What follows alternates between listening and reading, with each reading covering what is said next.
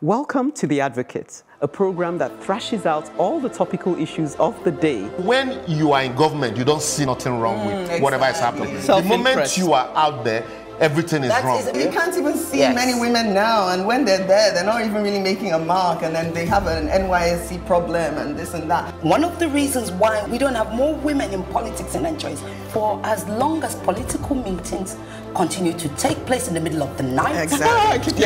Really disastrous for a president to even say to be unaware of the chief It's justice. a ploy. It could be a strategy. That strategy was very terrible strategy. Because the buck stops at your table. Whether it's that we don't look after our cities, and quite frankly, Nigeria is becoming a very ugly place.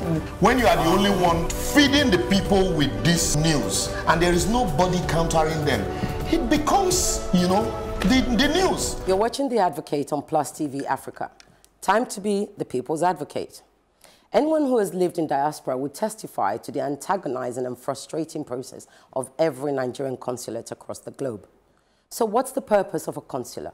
It's simple. The basic function of an embassy is to represent, assist, and protect citizens of the home country who are either domiciled or visiting the host country. However, in the case of the Nigerian High Commission, it could be argued that neither the staff nor senior management has ever read such a memo. One could even go as far as to ask if they have even ever heard of such a responsibility, let alone equipped with the right training to serve the citizens to the best of their ability. This brings me to the current trending subject of 32-year-old Jeffrey Iwohime. According to the NHC, Mr. Iwohime had applied to the Mission for Passport Services. The passport had been ready since the 6th of June. A statement by the Controller General of Immigration UK, Mamadou Babandede, read, and I quote, "He arrived late to collect his passport and was told by the security that the mission had closed for the day. He went about destroying Nigeria's diplomatic vehicles worth thousands of taxpayers' money." In her follow-up statement, Senior Special Advisor to the President on Diasporic Affairs, Mrs. Bakare-Yusuf, called the action of Mr. Iwohime, and I quote, "unpatriotic and unconscionable act of indiscipline," close quote. Mrs. Dabiri Erewa's condemnation of Mr. Iwohime did not go down well with Nigerians both at home and abroad. While many do not condone Mr. Iwohime's act of violence and destruction, they, however, empathize and sympathize with him. By recounting their personal experience at different Nigerian missions in several countries, many connected with Mr. Iwohime's frustration and anger and subsequent irrational behavior. You come here and how do they treat you? There's no courtesy. They don't even treat you like you're humans. They just treat you like you're animals. And you're like, I am human.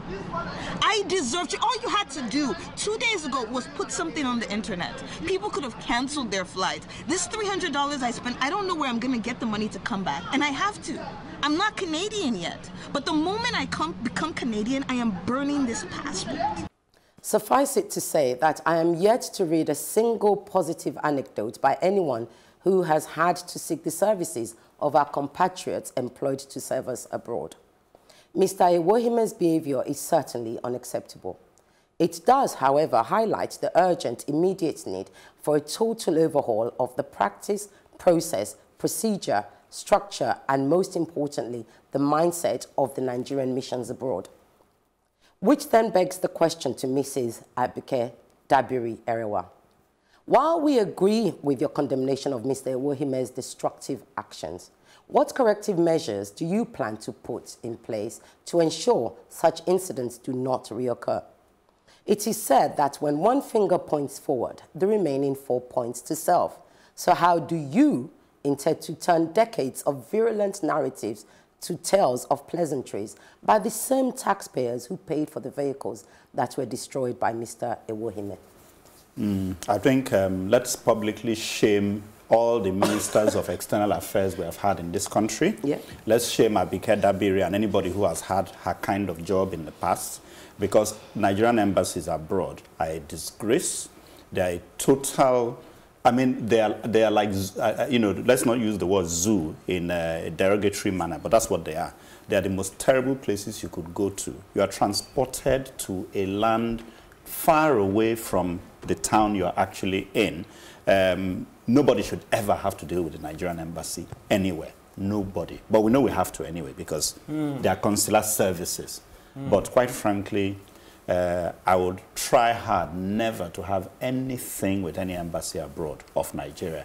And I think it's under the jurisdiction of our foreign minister. Yes. And quite frankly, he should be whatever. ashamed of himself because he travels abroad, meets with ambassadors, and has nothing to say to them. He can't even tell them that they are running like, it's like a madhouse. It's unbelievable. It's like they don't even spend a kobo there. I'm not sure. I don't think they spend any money. Well, they don't. I can tell you that one for free. The money is being siphoned because I'm sure they budget something. No, I don't think they spend the budget. Let me even explain to you what happens, because I had to find out when I had to make use of our services in England, in right? South Africa, first of all. Oh. You know, and I mean, it was like, really, let's call it a zoo. It is a zoo. Anyway, so I started to ask questions because I really didn't understand why, you know, on the outside, it looks like a decent building. Then you go inside, and then you know it's like you're now in Nigeria. Sorry. I tried to avoid saying, notice that I tried to avoid saying, you know, you are in Nigeria. So I said you're transported to another within land. South Africa or Nigeria, within the UK. Anyway, you go in, customer service is nil. They sometimes don't even have the materials that you want, etc. And they don't even talk to you nicely. I think it's about the value that is placed, you know, that our government places on us. They don't value us much. Otherwise, I think they would spend the money. Secondly, these people they send abroad, what I discovered, because I really had to do some investigation, was that they will send you abroad, but they don't really pay you. Train you. Yeah, not even, they don't really pay them any real money. They're supposed to solicit or get money, from the workers at the embassy. From people that come in to get passports, and so on. Yes, this is what I was told. It was inside information. Yeah. So really, that's allegedly. Yeah. Right. Come in and corrected. say, just to give maybe another perspective. You know, most consular services tend to be a bit.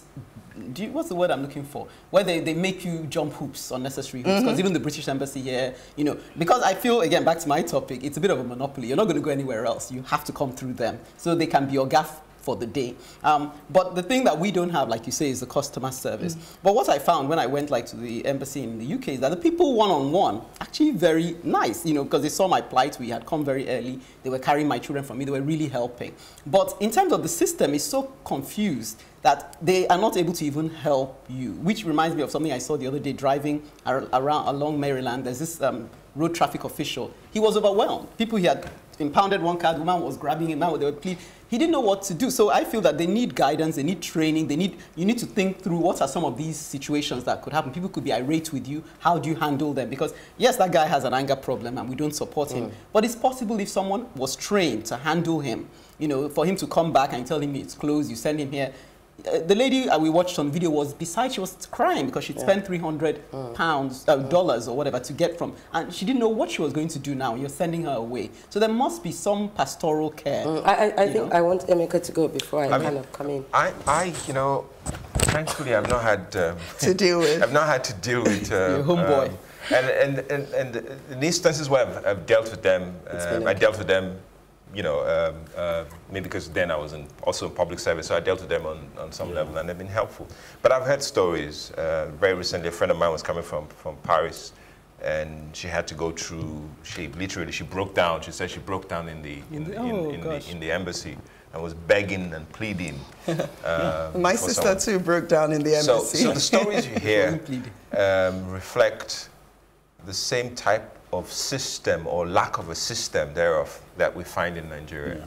It's the same process or lack of it. And I think that, you know, it calls for the missions to be adequately funded. I agree with that. Your topic earlier on was, what is in Nigeria?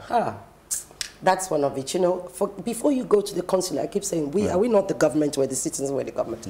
In Nigeria alone, just right here, the minute, have you tried it? The minute you acknowledge a security guard, he suddenly gets. If you walk past him, he's like, good afternoon, ma. But if you acknowledge him, almost, there's this kind of puffiness that comes up. And That is part of what I think happens when you get to this consulate. So you carry the Nigerianness because they are Nigerian. They also suffer all the same issues that we have. They have the same complaints about back home. Some of them may not even be able to go back home, to be honest with you, because they're safely employed in there. And I think you're right, and Uche is right, and Ekene is right in the sense that we have to talk about the training. But my thing is, before, and I think, Ekene, you and I had this discussion already, I think before you train somebody, we as a people do not have, we're not a service, we're not a service-orientated culture. Naturally. So therefore, everybody's king, everybody's from a village, everybody now my papa and all that stuff. And that mentality, it's part of what we have. But I say, I'm going to close on what Chuka said. Like, we are calling, enough is enough. This is decades. There's actually no excuse anymore. Decades. There's no excuse. There's no excuse anymore. And really, just to say that, he's one more person waiting to happen. One of the missions has to be a shining example of how a mission should and run. I've not seen any of it. Yeah, we'll keep advocating, as Ekene says. It's all about speaking up for ourselves. As you join your voices to ours, keep your comments coming in on our social media platforms, on Facebook, Plus TV Africa, hashtag #TheAdvocateNG, or on Twitter and Instagram at Plus TV Africa, hashtag #TheAdvocateNG. Let's keep advocating for a better society. As Ekene says, bye. Bye, guys. Bye. Especially there's a video that's been circulating, and they always go and pull out that video. But I know that things are no longer the same thing. Even with you here, I have come, I have seen it, but I like you to talk to them by yourself. Tell them what the situation is right now. Thank you very much for your very kind observation. The video that you're talking about was recorded as far back as 2013.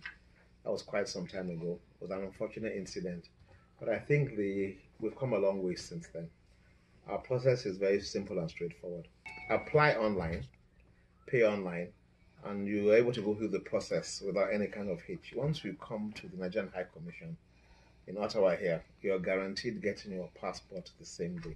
Welcome to The Advocate, a program that thrashes out all the topical issues of the day. When you are in government, you don't see nothing wrong with whatever is happening. The moment you are out there, everything is wrong. You can't even see many women now, and when they're there, they're not even really making a mark, and then they have an NYSC problem and this and that. One of the reasons why we don't have more women in politics in Nigeria is for as long as political meetings continue to take place in the middle of the night. Exactly. Really disastrous for a president to even say be unaware of the chief justice. It's a ploy. It could be a strategy. That strategy was very terrible strategy. Because the buck stops at your table. Whether it's that we don't look after our cities, and quite frankly, Nigeria is becoming a very ugly place. When you are the only one feeding the people with this news, and there is nobody countering them, it becomes, the news.